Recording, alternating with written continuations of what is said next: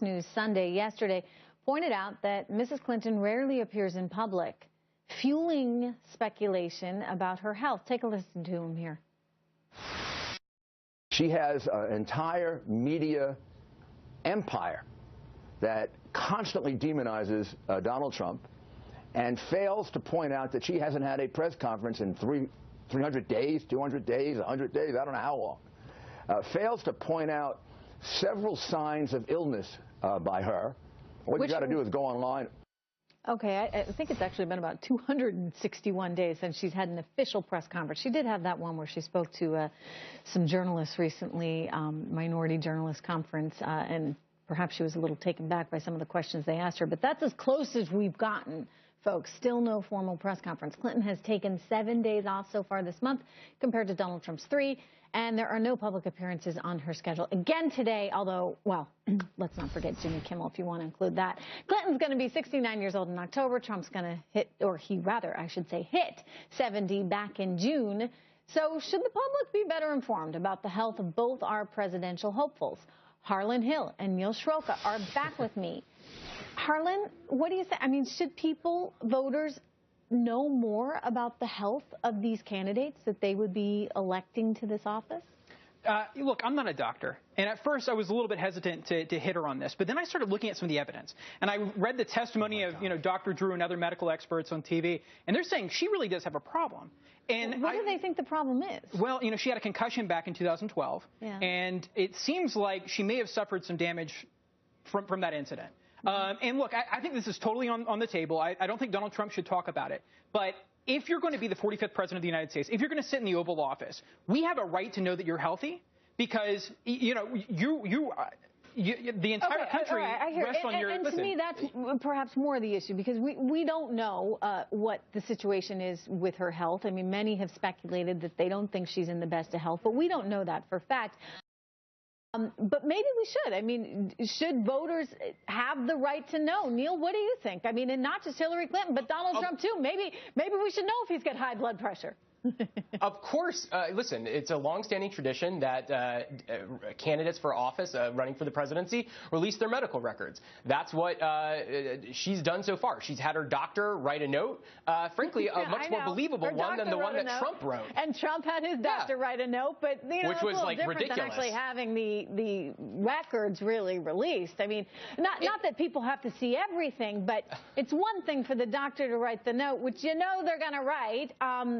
The way they wrote it, and it's another thing for us to understand, maybe what their challenges are, and the challenges don't necessarily need to be things that would prevent them from taking office, but maybe things that people would want to know about. Blood pressure being one of them. All these questions that people are trying to raise about Secretary Clinton's health. I mean, when asked what his citation was, Rudy Giuliani talks about internet videos. I can find an internet video that says cats are running my body internally. I mean, that's just nuts. Listen, Neil, that's fair. That's fair, and I think that it's not necessarily right for us to speculate as to what those problems could be, but I think we're just asking the question, should both candidates be more forthcoming in terms of their overall health picture? Do voters have the right to know that? I mean, you wouldn't do that for any other job, though, right, Harlan? No, absolutely. But this is the presidency. And what is she afraid of? I mean, look, it's true that she has not faced a press conference in 260-something days. When she kind of had one a few days ago, she got a standing ovation from the press afterwards.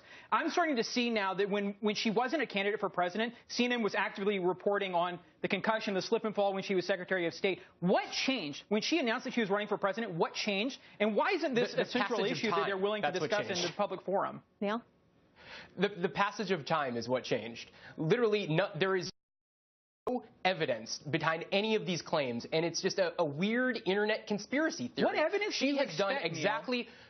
She has done exactly what every other presidential candidate has done, and frankly, in a more believable way than the one that Donald Trump released. I mean, Donald Trump's doctor on the letter that he sent to the press, it has a fake website, and we couldn't be found for comment afterwards. And in all honestly, fairness, he's got real questions to answer about Donald Trump dictating that letter to the doctor. Yeah, it was ridiculous. It was so over the top. Yeah. But it's an interesting question in that you wonder what is it that Americans really have the right to know. given the importance of this job.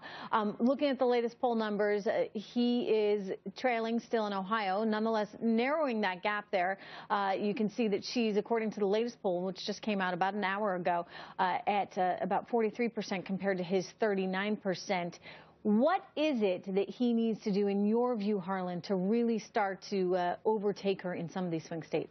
I think that he needs to focus on the fundamentals. He should let people like me talk about Hillary Clinton's health. He doesn't need to get in the weeds. He should be focusing on the health of the economy and defeating ISIS. If he focuses on those two things, the polling shows that he wins.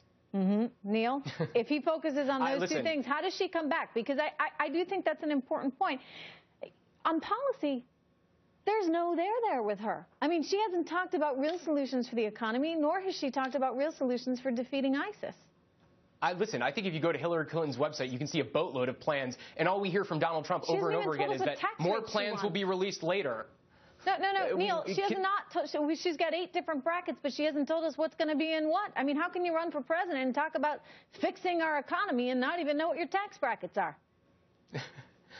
Listen, I think that I will put the candidates' stack of plans next to one another, and I have no doubt that Hillary Clinton's will be a lot larger. No, I did actually do this, in fact, the other day.